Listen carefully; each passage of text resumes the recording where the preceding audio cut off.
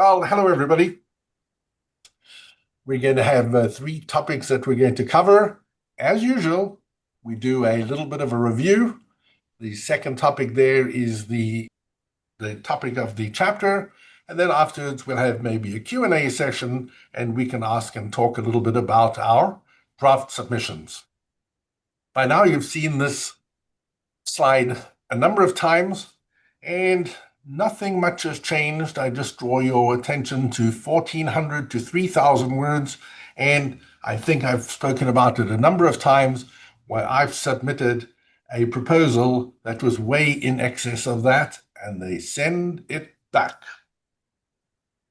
I have this in your readings folder, and I'm not sure whether I'm the only one to ever go to the readings folder, but go have a peek there. I've put what I think to be a couple of interesting items up there. This professor is at a highly regarded institution, and as you can see at the top there, that is a top journal as well. These are the parts that I've highlighted. You can read the whole article. You can pause the video if you like and read the highlighted parts, but I'm going to skip right to the bottom here. Consider your research question before collecting data. Generate the research question first and then search for the best data that will answer it. What she is saying is, don't tell yourself, I have this access to this big data set. I'm going to think up out of my head, which is the wrong way to go. I'm going to think up out of my head a research question that can be answered using this data. Have a look at it. It's well worth your time to read. Now, we've spoken about this before. I'm just looking. Cadence, does this ring a bell? Yes. I think we've spoken about this article before. And here we go, Issues in Accounting Education. It's an American Accounting Association journal. You can see the research question is in the title, and we see David Wood with a W, and then we have 327 authors listed alphabetically. This has never happened before. There are so many authors that the abstract, you can't see the bottom of the abstract has to be finished on page number 2. Everybody else can finish their abstract on page number 1. These are some extracts from the article.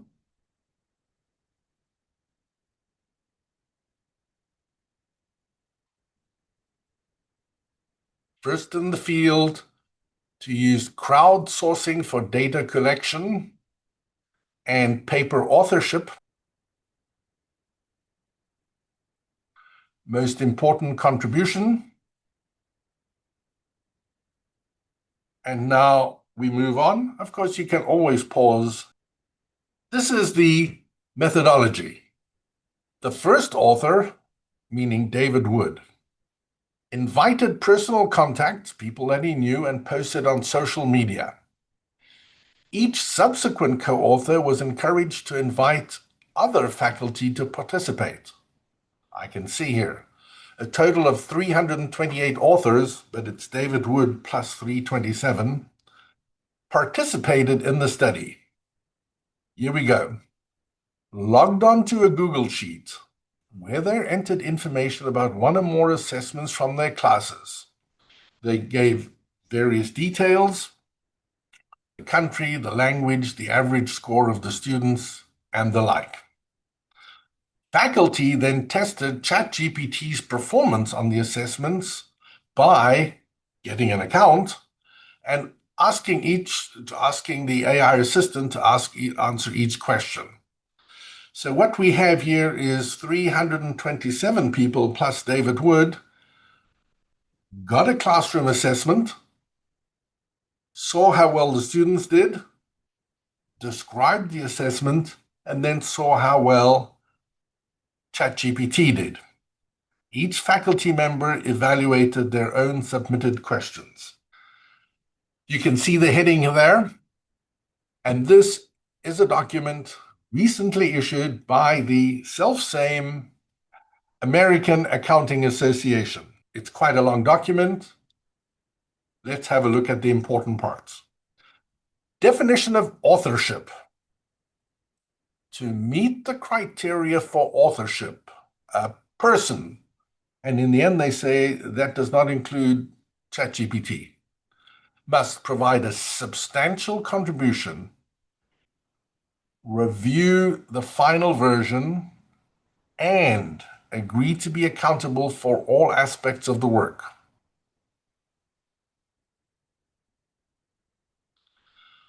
Everybody designated as an author should meet the criteria for authorship. In reverse, all those who meet the criteria for authorship should be authors. You can do a substantial contribution in a number of ways. Design the study. The acquisition, analysis, or interpretation of data for the study. The creation of the initial draft or significant revisions. And we're back.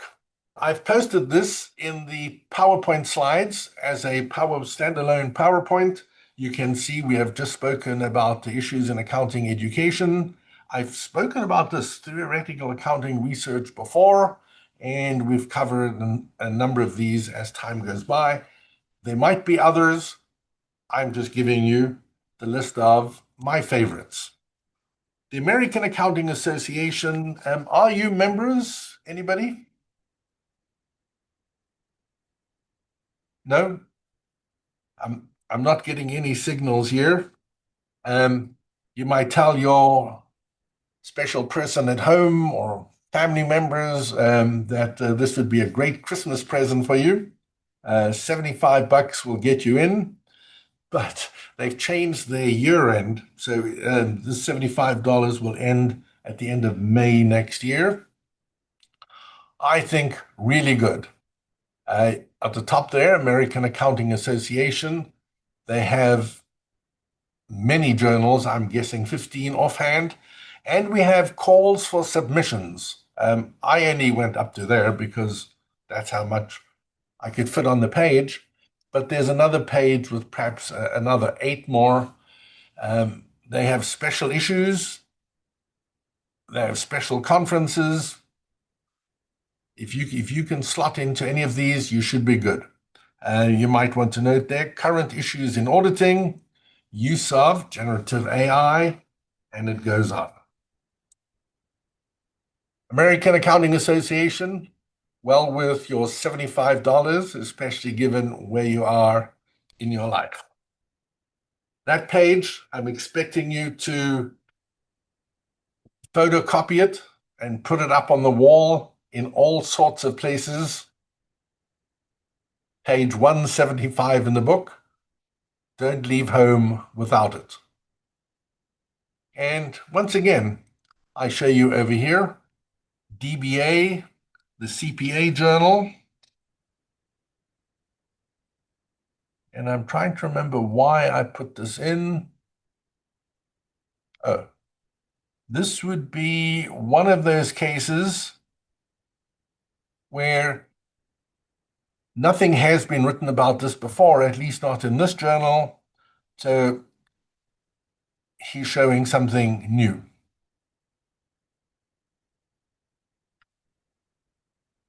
This is one of my articles again to the now editor of the Journal of Accountancy.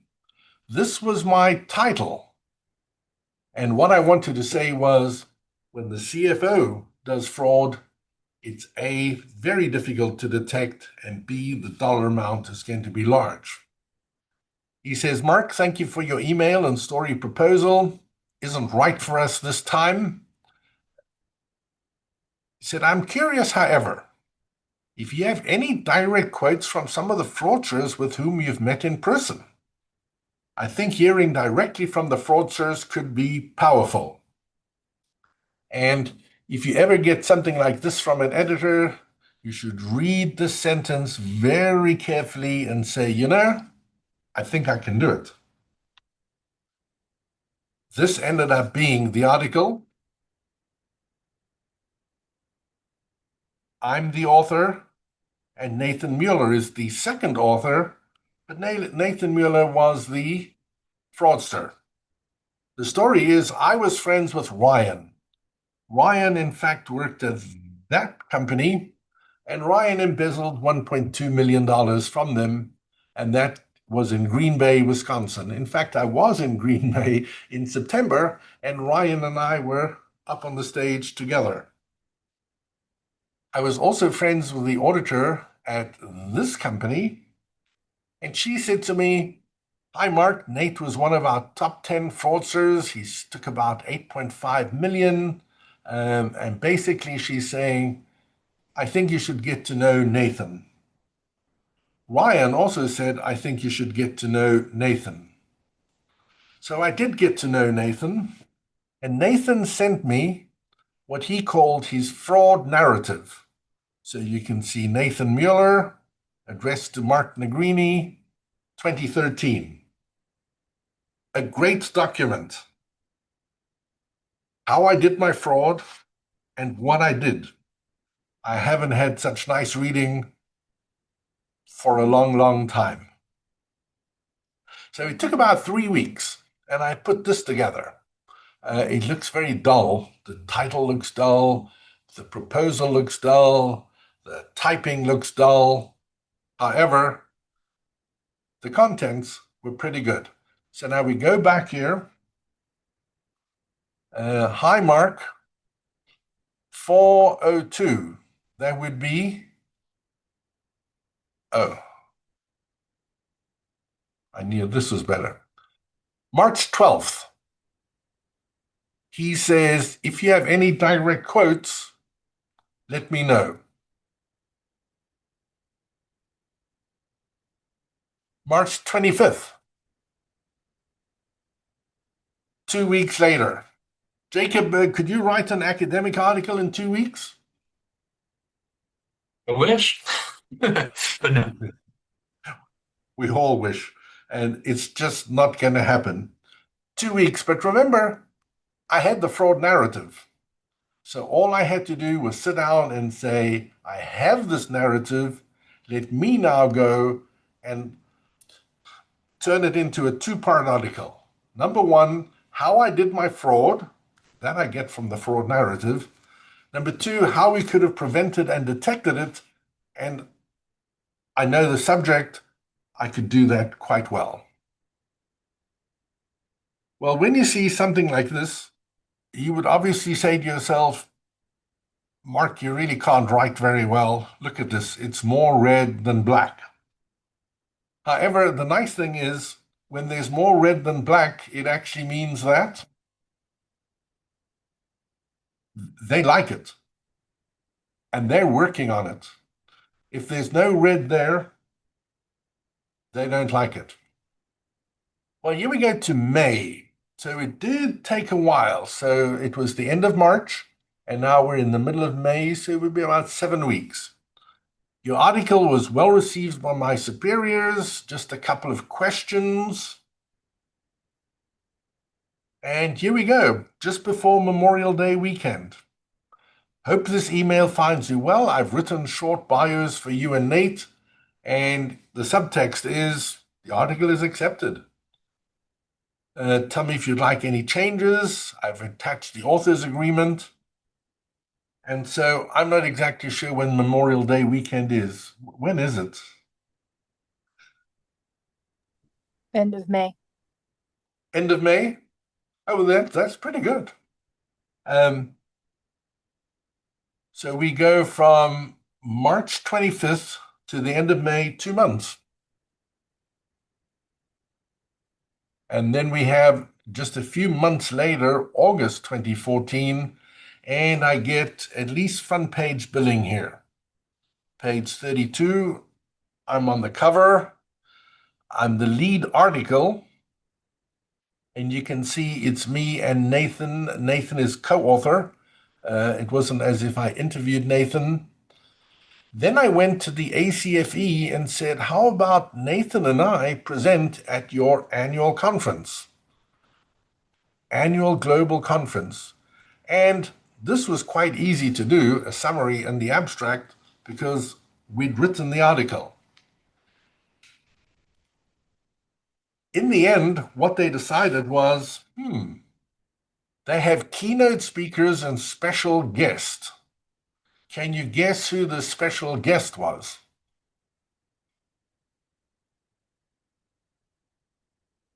Nathan. Nathan. Nathan is the special guest there. And Nathan is going to do the general session and closing. So this is the closing session of their 3-day conference. Wednesday, you can see right at noon, that's when the conference closes. I was allowed to introduce Nathan. And the first time I got to meet Nathan in person was up on the stage there. It was massive, 3,000 people. I can't even see to the back of the room. At least I get to introduce Nathan. Nathan gets to tell his story, and we made it into the Journal of Accountancy. We did slightly better than that. The Journal of Accountancy Lawler Award winner, 2014, myself and Nathan Mueller. This is the award for the best article in the Journal of Accountancy for that particular year. I think it's a nice story. I think doing this is nice. The feedback is quick, and I enjoy doing it. Again, I'm reminding you of this, and I think we even have one more time, and we'll talk about it in a little bit more detail again here. I think I've done this with you before, but here we go again. I read the Journal of Accountancy, and I see this article. I read it. And right on one of the pages, I see this. And so what they're talking about below is a non-exclusive, so not incomplete, list of targeted journal entry tests. And they talk about Benford's Law, but they only talk about it here and then they drop it. They don't mention it further on. And so I wrote to the Journal of Accountancy and said, I've written this article.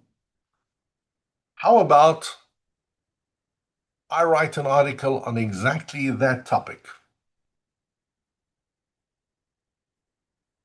And here it is, Journal Entry Testing in Benford's Law. Hello, Jeff. Well done on having the best article in the Journal of Accountancy in November 2021. And I'm referring to the one that I showed you. And better than what I've seen for quite a while. And the good news, I've spent many hours, see the attached, and now I give him my proposal. Then I give them the outline, and you can see here February 3rd. I'll see you at noon tomorrow. So this is very nice. You talk about it, and I give my target date, which is just 6 weeks away. Halfway through, this is March 1st. I'm just going to go back here. February 3rd, see you at noon tomorrow. March 17th is my target. On March 1st, I write to them and say, let me keep you updated on my program. I have done this, and this is where I'm at. Jacob J. Cadence, tell them where you're at. Tell them I'm on target because they are planning issues in advance. And if you tell them I'm ready and I'll be there on my due date, that helps them to plan. And here we go. I said March 17th. On March 15th, hello, Courtney, pleased to submit my article. And I give a whole lot of extra items coming in with it. And all that read. So all that read, tell me again, Cadence, what does this mean? All that read means I'm a terrible author? No, it means Or they care. means they care. It means they love it. Otherwise, you're not going to see any red over there. And in the end, here we go. Remember, I found the previous research inadequate or non-existent, and I filled the gap. These are all the emails. I actually don't think those are all the emails. There might have been more. I was even in Vietnam at the time. When they send me a question, I answer it and I do what is needed to be done. I would check into this hotel because they had Wi-Fi, and this was my office desk. And I will tell you what the hotel rate was. It was $3. It was a per hour hotel. It was $3 for the first hour, $1 per hour thereafter. I would sometimes leave with a bill as high as $6 for my afternoon's work, but they had the Wi-Fi and they had the desk, and so I could do my editing, and I could answer their question while I was on holiday.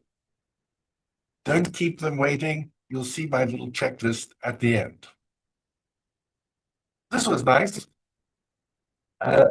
September. Uh, well known. Would you make the data available to me? Thanks for considering my request. Hope you're well and hope to get to meet you someday.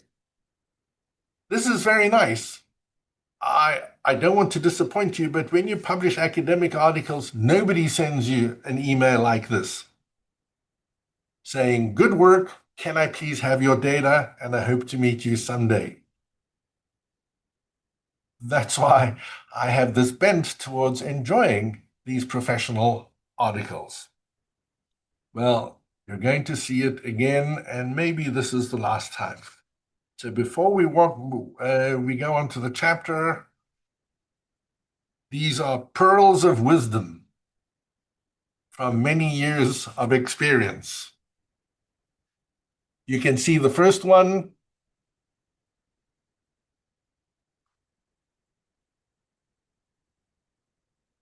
You can see it's point number 2. You might remember me saying, "See you at noon tomorrow." Then we have a Zoom call. By then they are somewhat invested, and they will really, if they're not interested, they will tell you. Cadence, did I do number 3? Yes. And Good you didn't answer. just stick with it, you gave an update. Good answer. I told them where I was halfway through. Number 4, did I do that? I'm just going to go back here. That was my hotel.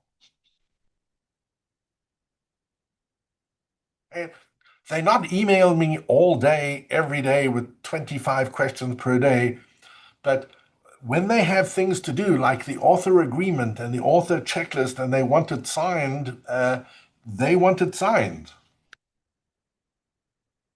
And last one is what I did. You might be interested. I did do the video. They wanted the file of the video, and they embedded the link in the article so that they had control of the link and the video. They were not going to put a YouTube link in their article because anything could be posted in that YouTube link. It could be something nasty.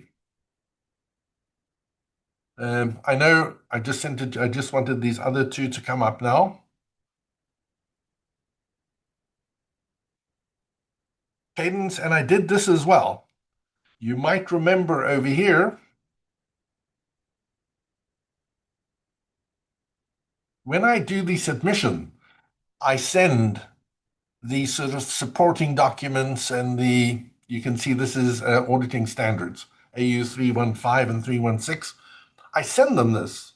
I don't expect them to know where to look for it because I'm referring to it in my article.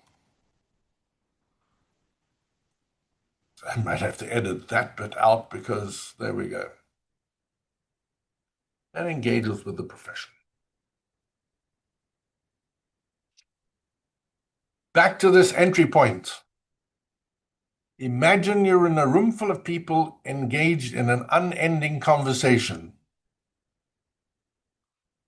You arrive. When you see a group of people talking, you might nudge in and you'll wait a while to listen to what they're talking about before you jump in. Imagine our article as entering into a conversation. You wouldn't just walk into a room and start talking about your own ideas.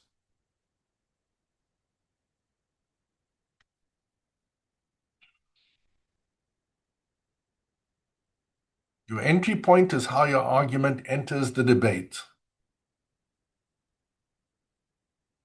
Almost done.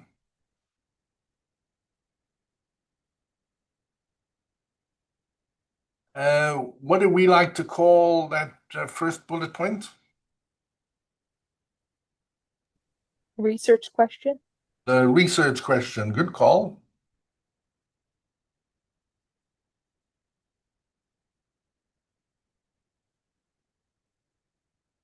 Your claim for significance. Why this matters. And one of the points in the chapter was extremely important too. The author said, in general, this is something that you know. You know why it's important. You just have to say it. But you have to say it.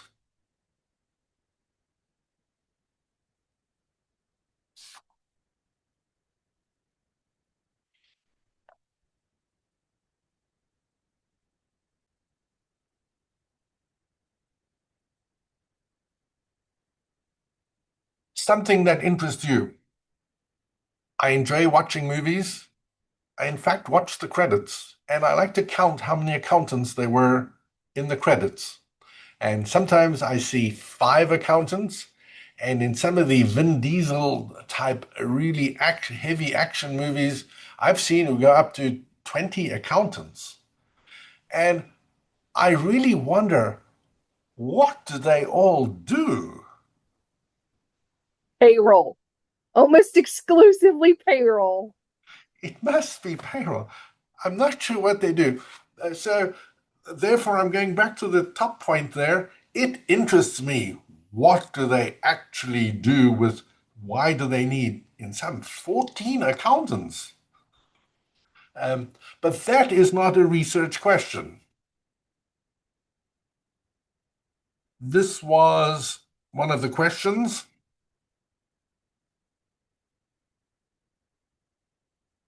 What do we care most about?